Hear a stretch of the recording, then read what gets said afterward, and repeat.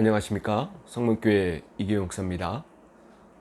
하나님 나라의 관점으로 보는 성경 공부 우리 출애굽 강해를 계속 이어가겠습니다. 먼저 기도함으로 시작하도록 하겠습니다. 하나님 아버지 감사합니다. 태풍이 몰고 오는 비바람에 하나님 앞에 두 손을 모아 기도하며 하나님의 말씀 앞에 섰습니다. 하나님,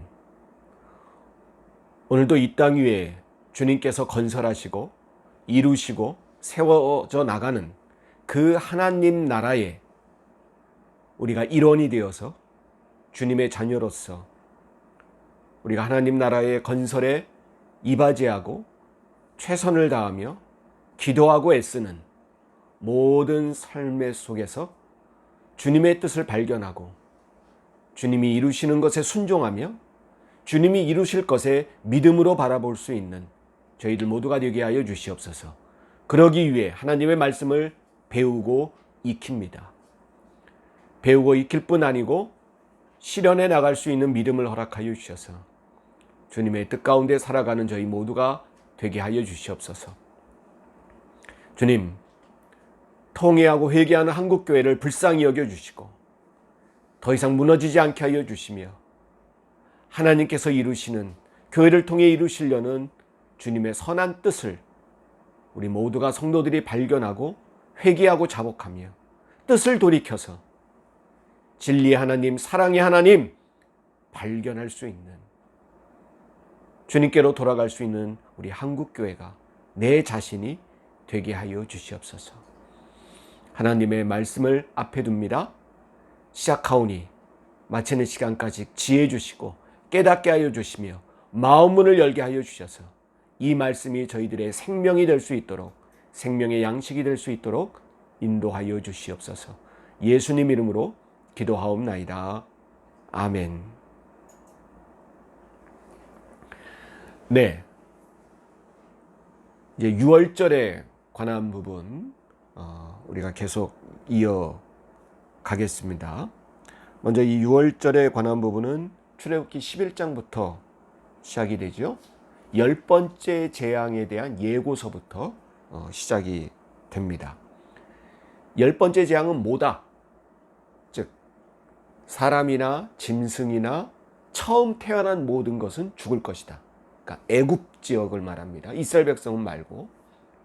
그런데 이스라엘 백성도 이렇게 하지 않으면 죽는다. 그러니까 이스라엘 백성이라도 하나님이 이 10번째 재앙을 피할 길을 내어주시는 것을 이제 그 다음 부분에 어떻게 하면 이 재난이 넘어갈까, 6월 피해갈까 것을 제시해 주시죠. 거기 뭐 문설주, 임방, 거기다가 처음 난 어린 양, 흠없는 어린 양의 피를 뭐 바른다, 뭐 이런 여러 가지의 재난을 피할 길을 말씀해 주시고요. 그 다음에 이제 10번째 재앙이 딱 내리죠. 그게 12장 29절부터 나옵니다. 그래서 마지들은 다 죽고 애굽에 막 통곡이 일어나고 그날 밤, 여호와의 밤이라는 그 말씀이 여기 나옵니다.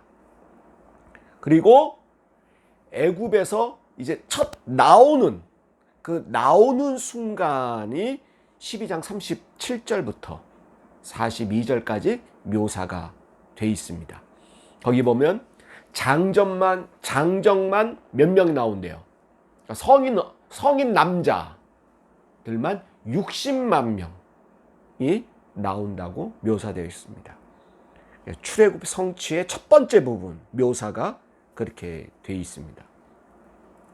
그리고 계속 애굽에서 나와서 어떻게 걸어가고 뭐 홍해까지 뭐 이게 쭉 이어져 나온 게 아니고 그 사이에 그러니까 12장 43절에서 13장 16절까지 6월절 규례에 대해서 또 얘기합니다.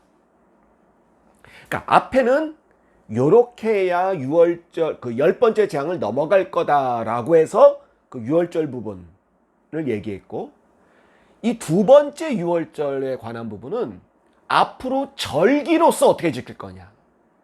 너희들이 가나안에 들어가서 광야나 가나안에 들어가서 앞으로 쭉 네 후손들이 3대, 4대, 5대, 100대, 1000대까지 니네 자손들이 오늘날까지 지켜야 할 유월절과 무교절 규례에 관한 이야기를 쭉 나옵니다.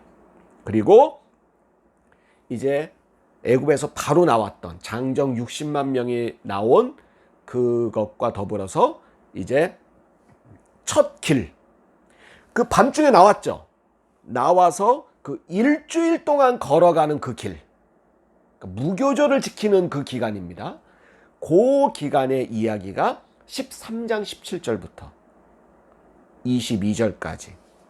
그래서 이제 완전 출애굽이 성취되는. 사실은 출애굽 성취는 그 홍해바다 건너는 데까지, 그러니까 14장 31절까지가 출애굽의 성취, 애굽에서 나오는 부분, 딱 그 부분이죠. 그 부분을 이야기합니다. 그러니까 11장부터 14장까지. 요게 출애굽 성취 부분.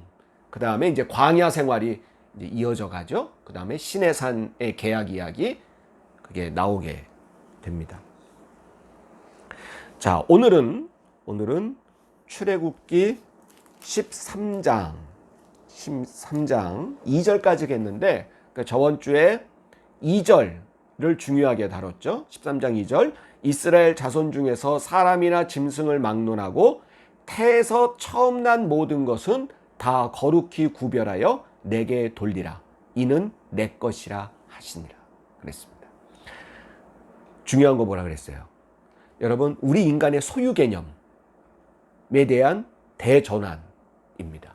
여러분, 사실 다 모든 것은 하나님 거예요. 근데 모든 걸, 야, 니네 건 하나도 없어. 그게 맞는 얘기지만 하나님은 그렇게 말씀하지 아니하시고 처음 난 것, 그것은 누구 거라? 내 것이다.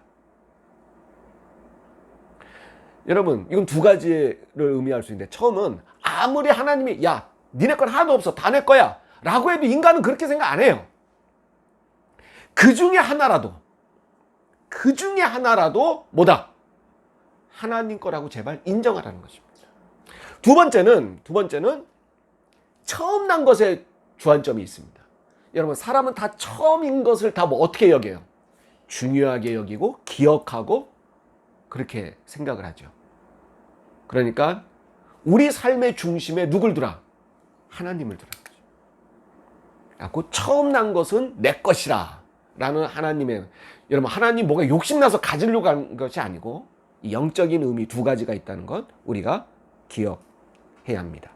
자, 그래서 13장 1절부터 16절까지는 무교절 규례에 대해서 이야기를 합니다. 무교절 이야기를 하면서 6절이죠.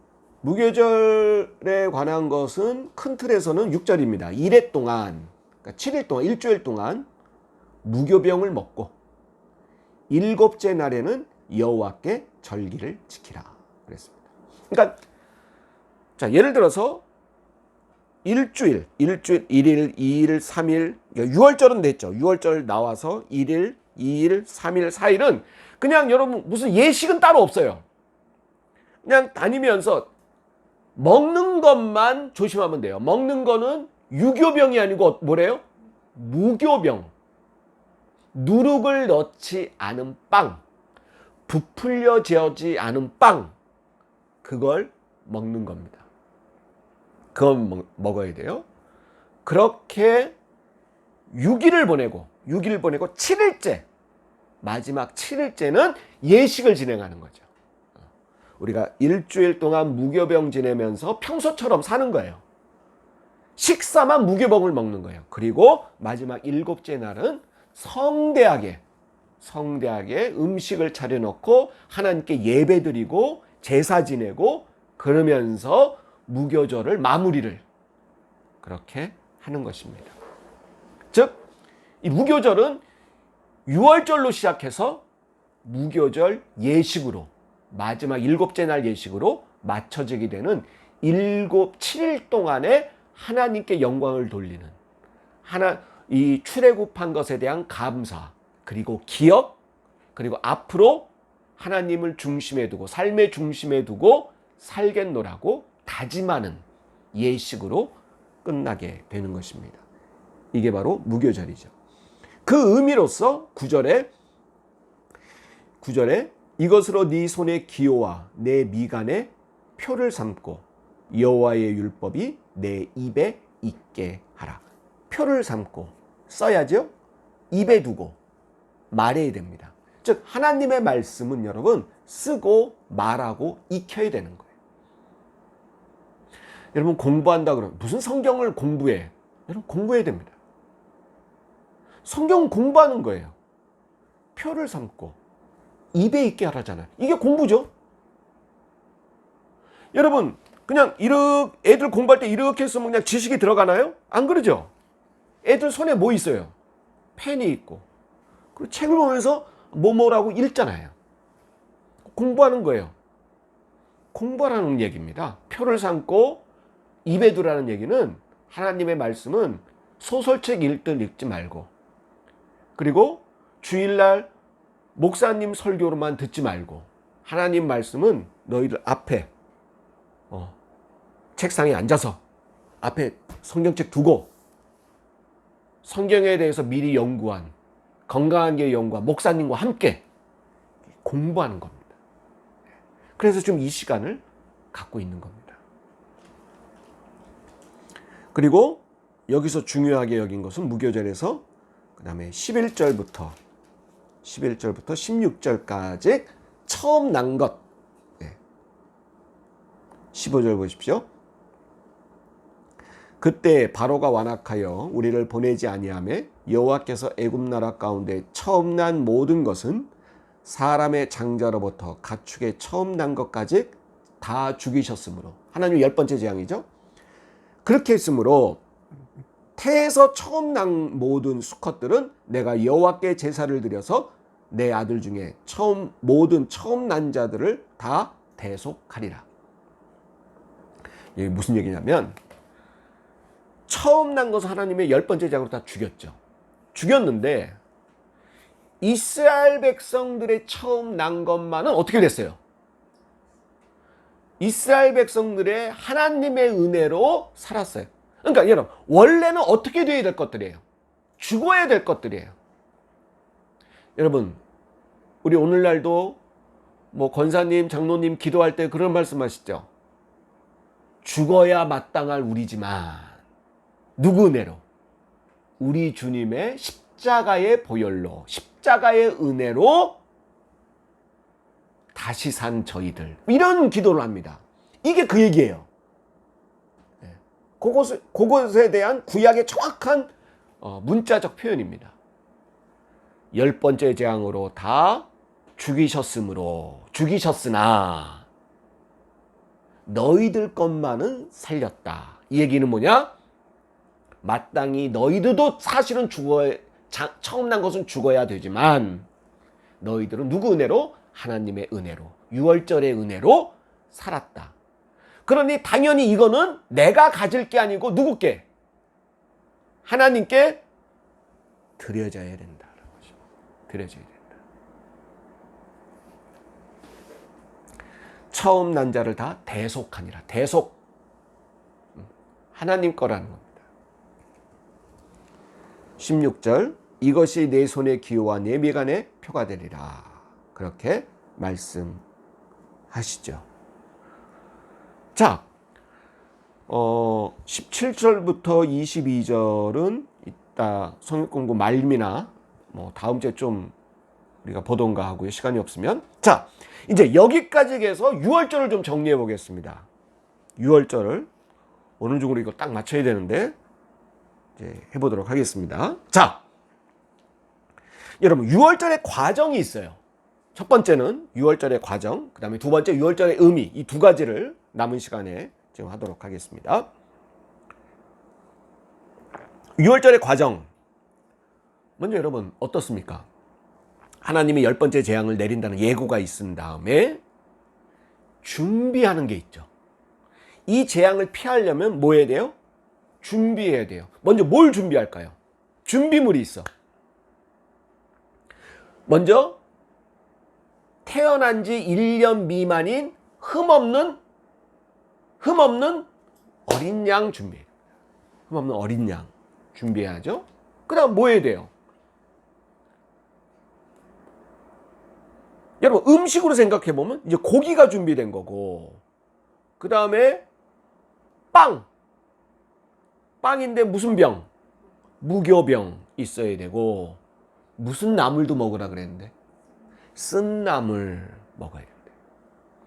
그러니까 여러분 유월절 이 재앙을 넘기려면 흠없는 어린 양, 여러분 그거 그냥 어린 양 시장에서 뭐 한 1, 20만 원 주고 어린 양 사왔어? 이게 아니잖아요. 네. 그 어미 양을 잘 길러서 그 새끼 양을 받아내서, 그거 쉽습니까? 받아내서 1년 미만 동안 흠이 있게 길러야 돼요? 없게 정성껏 1년 후에 유월절을 위해서 그 1년 동안의 시간을 드리는 거예요. 정성을. 이렇게 해서 유월절을 준비합니다. 이것은 영적으로 오늘날 무슨 의미가 있냐면 말씀과 기도입니다. 영적 준비. 여러분 우리가 영적 생활을 한다. 구원받은 자, 여러분 유월절은 구원을 의미하죠. 우리 구원 받았는데 구원받은 자의 삶의 준비가 있어요. 이게 바로 유월절 만찬을 준비하는 것과 같은 겁니다. 뭐와 뭐를, 이건 영적 의미로보다 말씀과 기도. 그러니까 신앙생활은 말씀과 기도로 준비해야 돼요. 여러분 좀 일이 안 돼, 뭐 이렇게 됐으면 좋겠어, 저렇게 됐으면 좋겠어, 애만 태우지 말고 말씀과 기도로 준비하세요. 여러분 무슨 일을, 뭐가 되고 싶을 때, 뭘 원할 때 마음으로만 원하지 말씀과 기도로 준비해 보셨어요? 말씀과 기도로 우린 준비해야 됩니다. 준비가 안 되면 유월절에 참여할 수 없잖아요. 그죠? 두 번째, 행함이 있습니다. 준비했으니까 이제 행해야 돼요. 자, 어린 양 준비했어요. 쓴나물 준비했어요. 무교병 준비했어요. 자, 근데 어린 양은 저기 흠없는 어린 양은 있는데 나 어린 양 잡기 무서워. 저 군대 때 체육대회 우리 부대가 1등 했다고 돼지 고기를 하상 상품으로 받은 게 아니고 산 돼지를, 부대장님이 하사하셨어요. 우리 하사품이라 그래, 군대에서는. 산 돼지 어떻게 먹습니까? 근데 그때 잡아본 사람이 딱 3명 있더라고, 부대에. 우리 그 상사님, 부대 주임 상사, 그 다음에 2명, 사병 2명이 돼지를 잡아봤다는 거야, 시골에서. 개울가루 끌고 하는데 저도 그때 참여해야 될 짬밥이었어요. 상병 중에 제일 1호봉이었기 때문에 4명이서 갔어요. 돼지 끌고. 와, 그거 잡는데요, 진짜 하루 종일 걸려요. 돼지 한 마리 잡는데. 근데 다시 생각하고 싶지도 않은 모습이고, 얼마나 힘든 일인가. 살아있는 생명, 비록 짐승이지만 살아있는 생명을 잡는다는 게 얼마나 힘든 일인가. 흠없는 어린 양을 그냥 산채로 둔 게 아니고 잡아야 되잖아요. 그래서 그 피를 받아서 문설주에도 바르고 이래야 되는 건데 행해야 돼요. 준비됐다고만 해서 되는 게 아닙니다. 행하고 문설주에 직접 바르고, 그리고 급히 구워 먹고, 그죠? 그러라 그러잖아요. 유월절 부분에 보면 급히 구워 먹으라. 심지어 내장까지 다 불에 구워서 하나도 남기지 말고 먹으라는 겁니다. 자, 이것은 영적으로 뭘 의미하느냐? 사랑과 선행입니다. 자, 준비는 말씀과 기도고, 행함, 양을 잡고 문설주에 피 바르고 구워 먹고 다 옷을 입고 급히 구워 먹고 모두 먹고, 이런 모든 행함은 신앙에서는 사랑과 선행. 여러분, 말씀과 기도에만 멈춰 있으면 의미가 없다는 거죠. 말씀에는 서로 사랑하라, 용서하라. 기도하니까 막 사랑하고 싶은 마음, 섬기고 싶은 마음, 도와주고 싶은 마음이 충만히 일어나. 그러면 실천해야 돼요. 기도하면서 그래, 욕심 버려야지. 일어나자마자 또 욕심으로 살면 의미가 없다는 거죠. 사랑과 선행과 나를 버리는 삶을 행해야 돼요. 세 번째, 기억. 이 모든 것을 어떻게 하고, 뭘 삼고, 표로 삼고, 어디에 둬라? 입에 두어라. 이 말은 뭘까요? 이 모든 것을 기억하고 있다가 전달하고 예를 행하고 하라는 것입니다. 이건 바로 오늘날 영적 의미로 감사를 의미합니다. 감사하라. 감사하라. 자, 유월절 과정은 준비, 행함, 기억입니다. 준비, 행함, 기억. 여기에 관한 예식을 다 이 말씀에 두셨어요. 근데 유월절의 준비는 오늘날 영적 의미로 뭐다? 말씀과 기도. 유월절의 행함은 뭐 고기를 잡고 구워 먹고 피를 바르고, 이 행함은 오늘날 영적 의미로 뭐다? 사랑과 선행. 그리고 내려놓음이에요. 그리고 이거를 니네만 행하지 말고 기억했다가 표로 삼고 입술로 중얼거리면서 외우고 공부해서 네 후손들에게 뭐하라? 전달하라. 이건 감사입니다. 감사. 감사와 전도죠. 전하는 겁니다. 이게 이 유월절 안에 유월절을 행하는 과정 속에 오늘날 영적 의미까지 담겨져 있다는 것입니다. 그리고 제일 중요한 거, 유월절의 의미 7가지인데요. 오늘 시간 다 못하면 다음 시간 초반절까지 이어가도록 하겠습니다. 첫 번째, 유월절의 의미 첫 번째는 이 10번째 재앙으로 시작됐는데, 이 10번째 재앙은 애굽에게는 뭐였어요? 재앙이고, 이스라엘 백성들에게는 뭐였다? 해방이었다. 축복이었다. 은혜였다는 것입니다. 즉, 동일한 하나님의 역사 속에서도 내가 어떻게 그것을 받아들이고 바라보느냐, 누굴 중심에 두고 바라보느냐. 무슨 얘기냐면, 내 욕심과, 여러분, 바로를 완악하게 했다 그랬잖아요. 재앙을 내릴 때마다 바로의 마음을 하나님이 어떻게 하셨대요? 완악. 하나님이 내리신 역사를 욕심에 두고 보면 여러분 재앙이 돼요. 그러나 똑같은 것도 하나님을 중심에 두고 보면 은혜가 되고 축복이 됩니다. 똑같은 물질도 나만을 위해 쓰면 재앙이 될 수 있지만, 남을 돕고 좋은 일에 쓰고 섬기면은 은혜요 축복이 되는 것입니다. 할렐루야. 이게 유월절의 의미가 여기 있습니다. 두 번째는, 유월절은 여러분 예수 그리스도의 십자가 사건이에요. 단적으로 말하면, 여러분 신약에 와서 예수님이 언제 돌아가셨어요? 유월절 때. 우리가 최후의 만찬이라고, 예수님이 제자들과 한 최후의 만찬이라고 하는 것은 사실은 유월절 만찬이에요. 세상 사람들이 볼 땐 최후의 만찬, 죽음 직전에 먹은 저녁이니까 그렇게 말하지만, 우리가 신앙적, 영적 의미로 보면 여러분 그것은 유월절 만찬이었어요.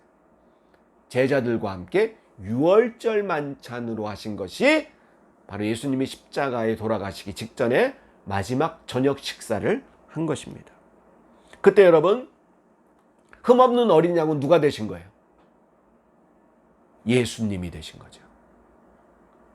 그리고 그 양의 피는 예수님의 보혈이 되신 겁니다.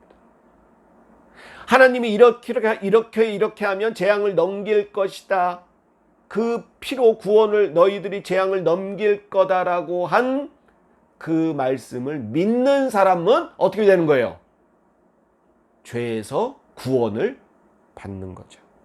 그래서 유월절은 오늘날 예수 그리스도의 십자가 사건임을 보여주고 있습니다. 이 예수 그리스도의 유월절 만찬, 이것은 여러분 세 가지의 의미가 있죠. 그것은 예수님의 섬김이 있고, 그 다음에 제자들에게 회개를 촉구했으며, 그리고 너희들이 함께 나와 깨어 있으라는 말씀. 섬김, 회개, 깨어 있음.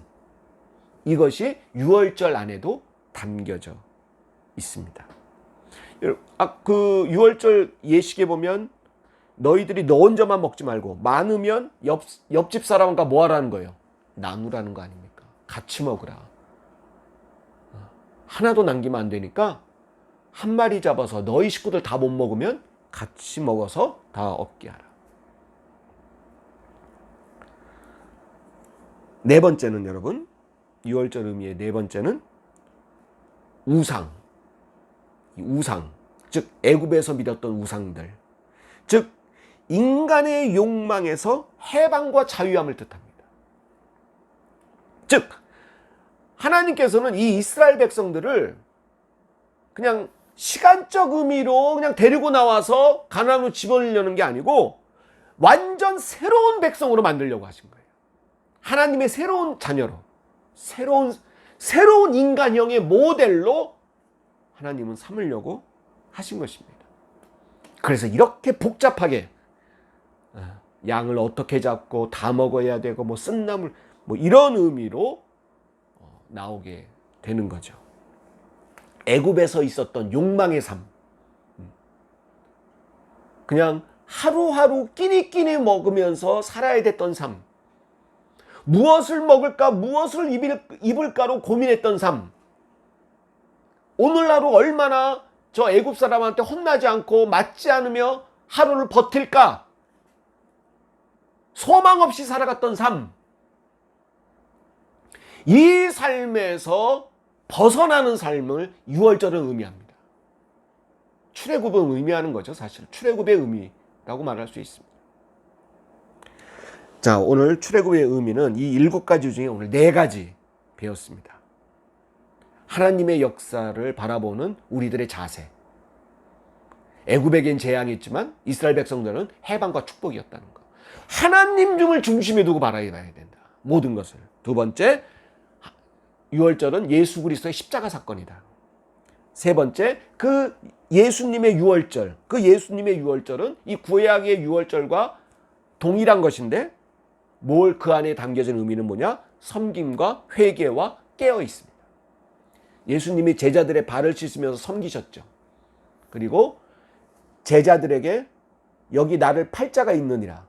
그때 회개하고 갔으면 가룟 유다도 살지 몰라요. 회개를 촉구하시고 겟세마네에서 기도할 때 어떠셨어요? 잠자는 제자들에게 뭐 있으라? 깨어 있으라. 섬김과 회개와 깨어 있음. 이 그 안에 담겨져 있다는 것. 네 번째, 이스라엘 백성들이 유월절을 통해 애굽에 나오는 것은 뭐다? 새로운 인간형으로 나가는 길이다. 새로운 인간형. 애굽에서 살던 욕망의 삶, 무엇을 먹을까 무엇을 입을까에만 속해 있던 그 삶, 그것으로 모든 인간 삶의 개념을 잡았던 삶, 그 삶에서, 육적인 삶에서 뭘로? 영적인 삶으로, 소망의 삶으로, 믿음의 삶으로, 바로 이러한 삶으로 나가는 길이 바로 유월절로 시작이 되는 것이다. 여러분, 오늘 유월절의 무교절 규례와 유월절의 과정, 그리고 유월절의 의미 7가지 중에 4가지를 우리가 배웠습니다. 여러분 잘 정리해 두시고 오늘 이 유월절이 오늘날 우리들의 삶에 어떤 의미가 있는가를 발견하는 게 의미가 있는 거예요. 그냥 옛날 과거 이야기만 배우고 익히는 성경 공부로 끝나서는 안 됩니다. 오늘날의 삶에 적용하시고 의미를 찾으시고 거기서 하나님의 은혜, 하나님의 사랑을 발견할 수 있는 저와 여러분 되시기를 주의 이름으로 축복합니다. 감사하고요. 주님 가르친 기도로 성경 공부를 마치도록 하겠습니다. 하늘에 계신 우리 아버지여, 이름이 거룩히 여김을 받으시오며 나라가 임하옵시며 뜻이 하늘에서 이루어진 것 같이 땅에서도 이루어지이다. 오늘 우리에게 일용할 양식을 주옵시고 우리가 우리에게 죄 지은 자를 사하여 준 것 같이 우리의 죄를 사하여 주옵시고 우리를 시험에 들게 하지 마옵시며 다만 악에서 구하옵소서. 대개 나라와 권세와 영광이 아버지께 영원히 있사옵나이다. 아멘. 감사합니다.